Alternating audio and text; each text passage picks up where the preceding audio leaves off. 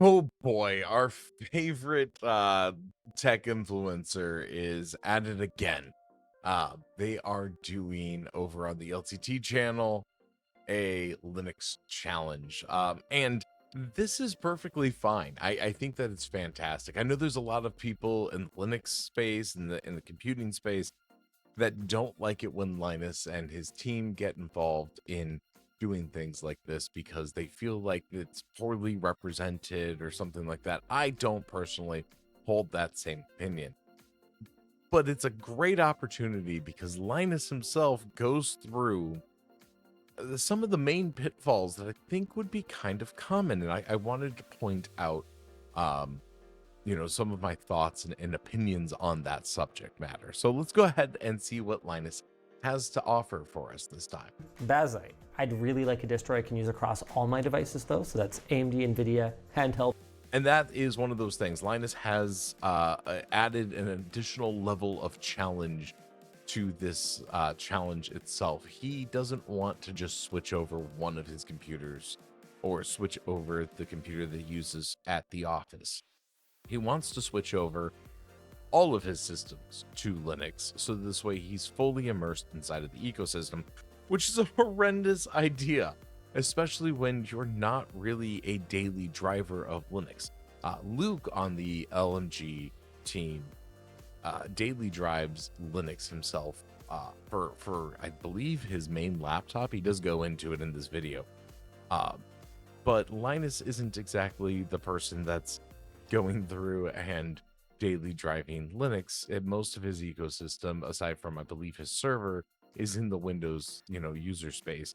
Even his server, I believe he has Proxmox or something like that running for his machines to share resources and whatnot throughout his house. And desktop. We'll see if that happens. Pop! OS is the easiest. There's shockingly little overlap on these. I'm on my 4th article now, and 3 of the 6 options are ones that I haven't seen yet. Sorry, I had to flip my camera over. That's that's one of those things that you see with the whole listicle type thing, right? You're largely they all copy each other. There's not really one specific set of like this particular writer has this preferred thing. A lot of them are just saying the same, reiterating the same things over and over again, just to try and click farm out all of like the new users going over to Linux. Holo ISO, Garuda Linux, and Manjaro. Of course, Googling the answer is basically boomer behavior now. If I wanted to do my thing and I want to role play as a typical tech-interested gamer who's looking to make the switch, I gotta fire up ChatGPT. And this is where we get into kind of one of the core things that we're doing. Now, what Linus does is he gives ChatGPT a list of things that are important to him. I have copied said list of things, so this way we can go through and see what Gemini would give, because I don't have ChatGPT. I have access to either Perplexity, which I guess we could use. I didn't consider that as an option. I have access to Perplexity, which pulls from like the best model, so we can do something like Claude or something like that. Or I have Google's Gemini. I lied. In Perplexity, we do have ChatGPT. All right, so we're gonna go ahead and give both of them the same thing. But let's keep hearing from Linus here. Get some of his thoughts And see what OpenAI has to say on the subject. Giving it an essay there? Well, I'm giving it as much information as I feel it needs to give me a good recommendation. I want to make the switch to Linux. I have a variety of PCs, each with different needs, and ideally I could find a distro that works for all of them. Recommendation. All right, so he said ideally works for all of them. So we have desktop PC, mostly used for gaming and web browsing. He has 2 of those. One handheld, it's a GPT Win 5. He has a theater room PC, which is used for local gaming, and a laptop that he uses for browsing and occasional gaming. So, whoop, I double tapped it. Number 1, Pop! OS, Ubuntu LTS with game mode. Maybe not the greatest recommendation if it doesn't know what hardware I'm using. Yeah, that's probably a good thing too. You have to manually install drivers sometimes. Manjaro comes up. Well, and I'm not necessarily saying good. Sorry about that. If I keep this in here, the wife had popped into in while I was in the middle of recording. Let's see. I don't know what point I was on. Up again, Fedora starts giving me a whole like how-to for some of the systems. Tips for smooth. I mean, that's kind of nice. That's kind of nice that it does that. Like there's there's nothing wrong with following some tips for the installs and what commands, command sets and whatnot that you're using. All right, so let's go over here to Gemini, and we'll send Gemini on the thought process, and we're gonna go ahead and send ChatGPT onto the thought process here. We're gonna go ahead and let them think and go over it, and we'll see what they come up with. All right, so I popped back over to the Linus video. We're gonna go see what Gemini has for us on that list. Gemini says migrating the entire hardware fleet in a new operating system is massive. Yeah, it is, but highly rewarding project. Finding a single distribution that seamlessly handles high performance desktop gaming, console like controller navigation, and standard browsing browser work is tricky, but there is a clear standout that benefits it. The unified solution, Bazite. It recommends Bazite, and I think that's a fantastic answer for someone to go through with that. I don't know what fly is buzzing around me. All right, I like that answer from Gemini. Let's go ahead and see what we have here. Yes, you can standardize on one Linux family across all of your machines, and the best fit for your mix is Bazite. Bazite again. Look at that. You know, here we go. Why wouldn't I? Whoop, that's not up. There we go. I do something like pop exclamation mark underscore OS. And here we go. We're going to go ahead, copy and paste it. Copy. We're going to go ahead and ask Gemini the same thing. Why wouldn't I do something like Pop OS? Pop OS is perfectly reasonable choice, especially if you want to traditional desktop Linux. Here's where Pop OS shine, the Cosmic Desktop, which is currently in its own like beta environment right now. I think it's out of alpha. It's in its own beta. Apparently ChatGPT, it looks like, did not understand the concept of like giving the pros and cons between the two of them. Did Gemini? Pop OS is incredibly polished and capable operating system. Not right now, but attempting to use it for a single-use universal solution across all 5 machines introduces a few major friction points. Lack of native controller interface, handheld hardware quirks. Handheld PCs often have unique hardware and configurations. Yeah, that's fine. Let's see, controller navigation, fleet maintenance. Managing 5 different device PCs is essentially acting as an IT administrator in your house. Where Pop OS does shine, if you're willing to break your one distro for all rule, Pop OS is a top tier choice for the 2 desktops and laptop. Could be fantastic workflow and productivity.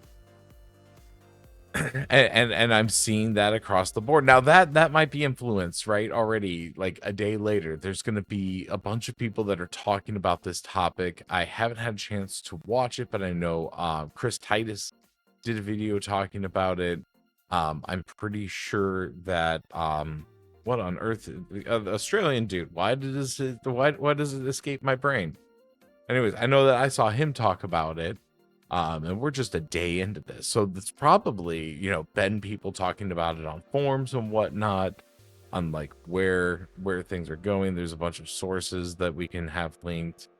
Yeah, we got some Reddit. Anyone else discovered amazing Pop OS, Bazite? Let's see, Cosmic in 2026. So there's probably some topic that's been going on that they went through. I'm just speculating. I'm not going to go through and read all of them.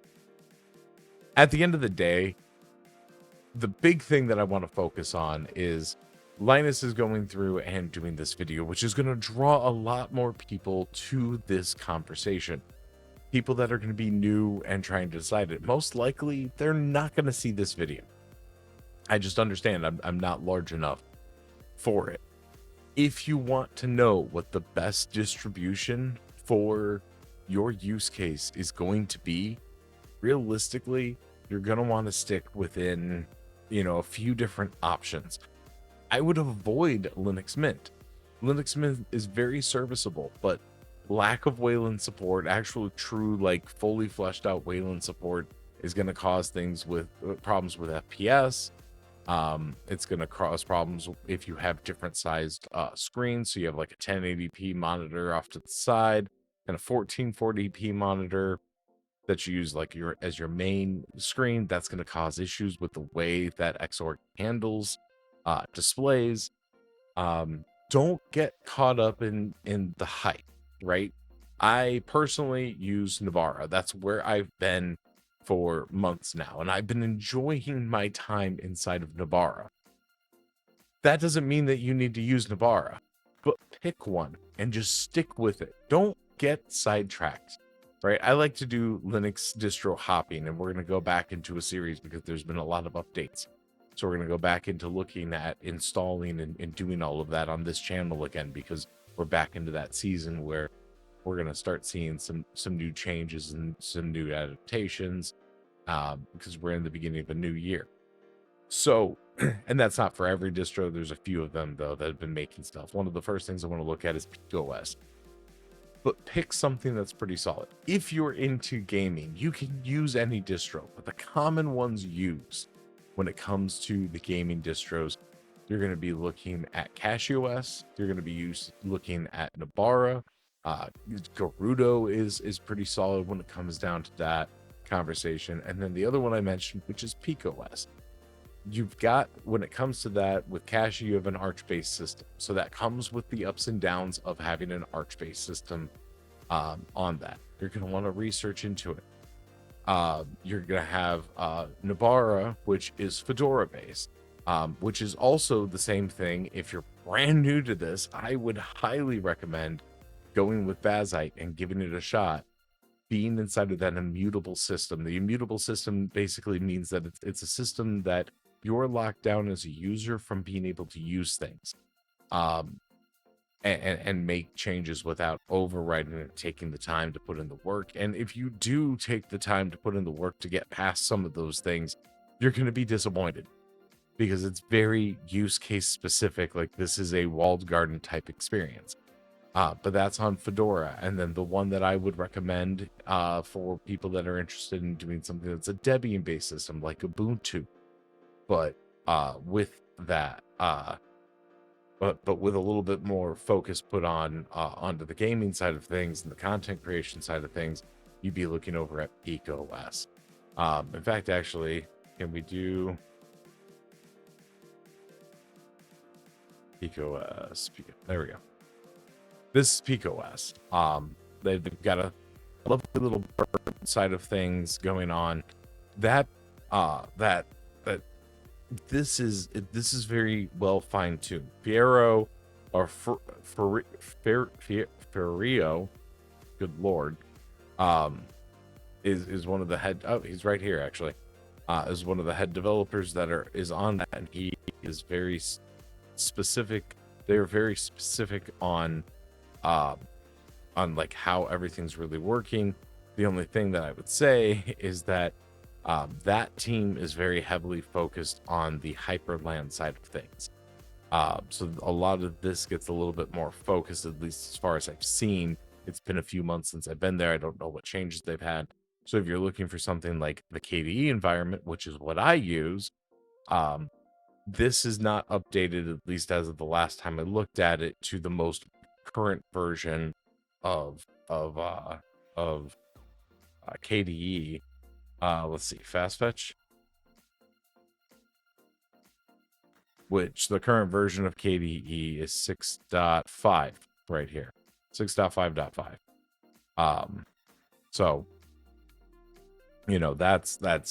that's just kind of where they're at. It's based off of Debian SID.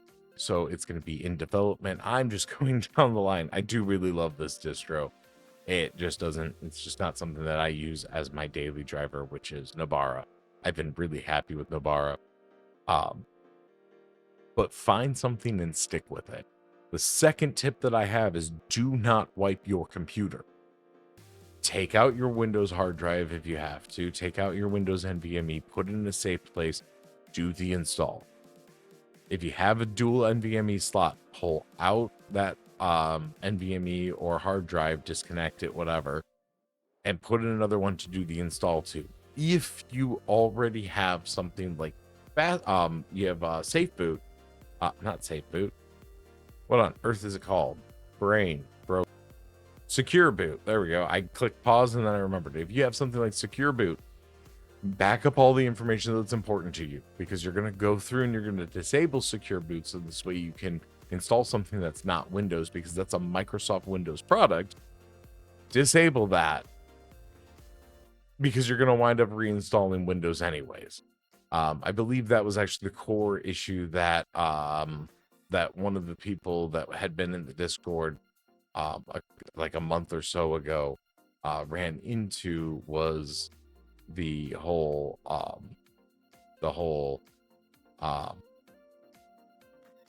boot not working. Yeah, it was Daniel over here. Here we go. Daniel over here at the Discord ran into a bunch of issues, and I believe after I thought about it way later, he had disabled the secure boot, and that erases the security keys. In some instances, I realize not all the time, but that then makes your drive completely unbootable and you cannot get back into it. You're gonna need a new operating system. So back up all your information, disable secure boot, have that Windows 11 USB to reinstall in case you don't boot back into it, and then go through the process of pulling that hard drive or NVMe, putting in another one and installing to it. I don't recommend somebody actually dual boot off of the same drive. You're going to run into issues. You're going to break things. Understand that, but that's not going to make your Linux experience any better. So, heed the warning, I guess is the best way to say it. Regardless, that's where we're at with it. I'm excited that that Linus is going through this process again. I loved this video. He's got him, and he's got him, Luke, and Elijah on this video. And Elijah is a streamer, which is great, because the next video that I'm working on, I'm just waiting for some stuff to come in, is about doing content creation inside of Linux. So that's going to be a really fun thing to see, especially because his main streaming rig is staying on Windows, but he is using his actual desktop as a Linux system. So that's going to be really fun. I'm happy to see that. I'm going to go ahead and get this edited and get it out to you guys. Up here is a video, whichever one I wound up choosing, for how to install something when it comes to Linux. I'll probably do like my Navara video, because I've really been enjoying it, or an Arch video or a CashOS, something like that will be up here. Do me a favor and click that, hit like and subscribe. We'll see you guys in the next one. Don't be afraid to dive on into the Rift.